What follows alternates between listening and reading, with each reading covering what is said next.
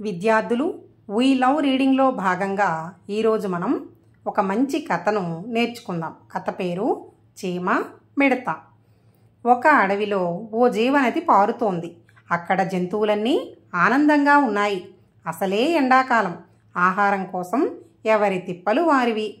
ఒక అడవి ఉంది. అడవిలో జీవనది పారుతోంది. జీవనది అంటే సంవత్సరం పొడవునా ప్రవహించేది, అంటే ఇంకిపోకుండా ఎప్పుడూ సంవత్సరం వరకు అందులో నీళ్లు ఉంటూనే ఉంటాయన్నమాట.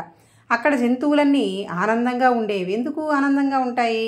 ఎక్కడైతే నీరు ఉంటుందో అక్కడ మొక్కలు బాగా పెరుగుతాయి, జంతువులు కూడా అక్కడే ఉంటాయి, వాటికి కూడా ఆహారం దొరుకుతుంది కాబట్టి. అసలే అది ఎండాకాలం అన్నమాట. ఎండాకాలంలో ఆహారం కోసం ఎవరి తిప్పలు వారు పడుతున్నారు. అయితే ఓ కష్టజీవి మాత్రం ప్రతిరోజు పొలంలోకి వెళ్ళి బియ్యం గింజలను తీసుకొస్తుంది. ఒకరోజు దారి మధ్యలో మిడత కనిపించింది. అది కూడా పాటలు పాడుతూ, కష్టపడకు నాతో వచ్చి పాడు, డాన్స్ చేయి మూర్ఖపు చీమ అంటూ పాట పాడుతూనే అవహేళన చేసింది. ఎవరి ఆహారం కోసం వాళ్ళు తిప్పలు పడుతున్నారు. ఒక కష్టజీవి ప్రతిరోజు పొలంలోకి వెళ్ళి బియ్యం గింజలను తీసుకొని వస్తుందన్నమాట. దారి మధ్యలో దానికి ఒక మిడత కనిపించింది. మిడత కనిపించి మిడత ఏం చేస్తుంది? పాటలు పాడుకుంటుంది. కష్టపడకు నాతో వచ్చి పాడు, డాన్స్ చేయి మూర్ఖపు చీమ అంటూ పాటలు పాడుతూ ఈ చీమకు హేళన చేసిందనమాట. అలా ఎందుకు అంత కష్టపడిపోతున్నావు, నాతో వచ్చి పాటలు పాడుకో అనేసి మిడత చీమతో అన్నది. చీమ పట్టించుకోలేదు. పైగా తన పనిని మానుకోలేదు. మళ్ళీ పొలంలోకి వెళ్ళి గింజలు తెస్తూనే ఉంది. అలసటే లేదా అనేంతగా బియ్యాన్ని మోస్తూ ఉంది. అయితే మిడత చీమను అవహేళన చేసింది. అయినా సరే చీమ వాటిని దేన్ని పట్టించుకోకుండా తన పని తాను చేసుకుంటూ పోతుంది. పొలంలోకి వెళ్ళడం, గింజలు తేవడం, వాటిని దాయడం చేస్తూనే ఉందన్నమాట. 10 రోజుల తర్వాత కూడా చీమ కష్టపడుతోంది. మిడత మాత్రం దొరికింది తిని హాయిగా నిద్రపోతుంది. పగలు పాటలు పాడుతుంది. చీమ సలహాలను పట్టించుకోలేదు. అయితే చీమ మాత్రం 10 రోజులు అయిపోయినా సరే ఏ విధంగా ముందు నుండి కష్టపడుతుందో ఆ విధంగానే ప్రతిరోజు కష్టపడుతూనే ఉంది. మిడత మాత్రం ఏ రోజుకి ఆ రోజు ఎక్కడ ఏది దొరికితే అది హాయిగా తినేస్తుంది, హాయిగా పడుకుంటూ పాటలు పాడుకుంటుంది. చీమ ఎన్నో సలహాలు ఇచ్చిందనమాట. కానీ ఆ సలహాలను వేటిని కూడా పట్టించుకోకుండా మిడత పెడచెవిన పెట్టేసింది. ఇంతలో వానాకాలం రానే వచ్చింది. బయటికి వెళ్దామంటే జోరు వాన.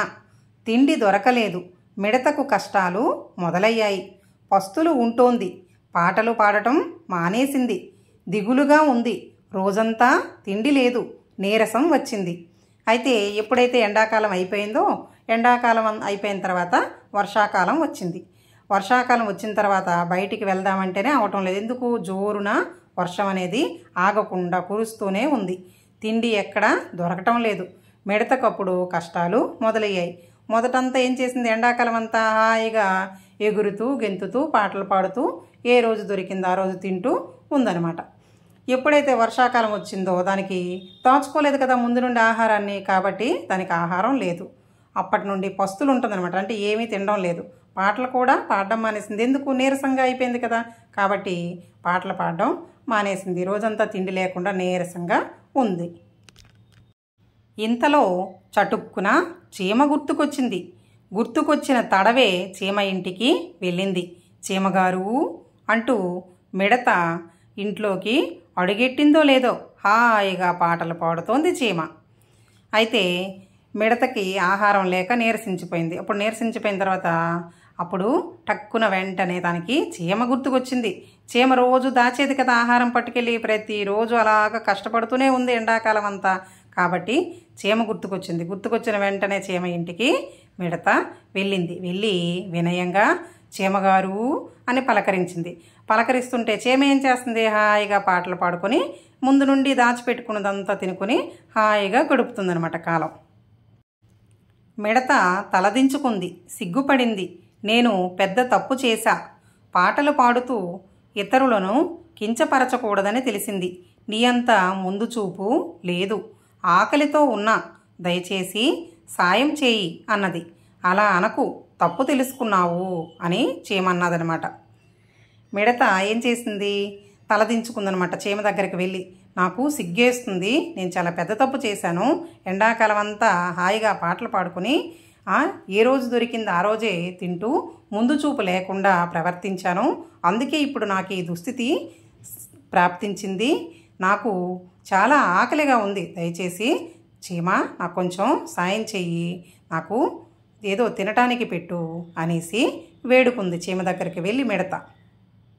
అలా అనకు, నీ తప్పు నువ్వు తెలుసుకున్నావు, నా ఇంట్లోనే కాదు నా మిత్రుల ఇంట్లో కూడా బోలెడంతా ధాన్యం ఉంది, వాన తగ్గేంత వరకు ఈ రాతి కిందనే ఉండు అంటూ ఓ రాయిని చూపించింది. అయితే నా దగ్గరే కాదు మిడత, నా మిత్రులందరి ఇంట్లో కూడా చాలా ధాన్యం ఉంది, వాన తగ్గేంత వరకు తినొచ్చు ఆ ధాన్యాన్ని, నువ్వు ఈ రాయి కిందే ఉండు, ఎక్కడికి వెళ్ళకు అంటూ ఓ రాయిని చూపించిందనమాట చీమ మిడతకి. అప్పుడు మిడత చీమకు ధన్యవాదాలు చెప్పింది. ఆ తర్వాత మిడత ఇలా పాటలు పాడటం, ఖాళీగా గడపడం మరెన్నడూ చేయలేదు. చీమ చెప్పిన పాఠం మిడత ఆనందానికి కారణమైంది. ముందు చూపుతోనే అది సాధ్యమైంది. ఎప్పుడైతే సహాయం కోసం చీమ ఇంటికి మిడత వెళ్ళిందో, నీకేం పర్లేదు, నా దగ్గరే కాదు నా స్నేహితుల ఇంటి దగ్గర కూడా కావలసినంత ధాన్యం ఉంది, నువ్వు హాయిగా తిని ఉండొచ్చు ఈ వర్షాకాలం అన్నాళ్ళు, ఆ రాతి కింద పడుకో అని అన్నదో మిడతకి సిగ్గొచ్చిందనమాట. సిగ్గొచ్చి, అయ్యో నేను ఎండాకాలం అన్నాళ్ళు చాలా సోమరిపోతులా బ్రతికాను, ముందు చూపు లేకుండా జీవించాను, కాబట్టి నాకు ఈ దుస్థితి వచ్చింది అని తన తప్పు తాను తెలుసుకొని తన చీమలాగే ముందు చూపుతో ప్రవర్తించడం నేర్చుకుందనమాట. ఈ కథ ఒక మంచి గుణపాఠాన్ని నేర్పిస్తుంది. ఎవరికి? సోమరులుగా ఉండేవారికి. అంటే ఏముందులే, రేపటి కోసం ఏమి దాచుకునేది, ఈరోజే తినేద్దాం, ఏ రోజు సంపాదించింది ఆ రోజే ఖర్చు చేసేద్దాం అనే వాళ్ళకి ఒక మంచి గుణపాఠం లాంటిది కథ. అంటే ముందు చూపును ఎప్పుడు ప్రతి ఒక్కరం కూడా కలిగి ఉండాలి.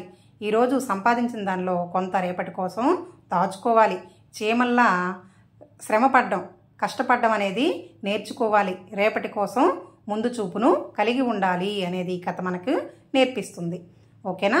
మరో మంచి కథతో మళ్ళీ కలుద్దాం.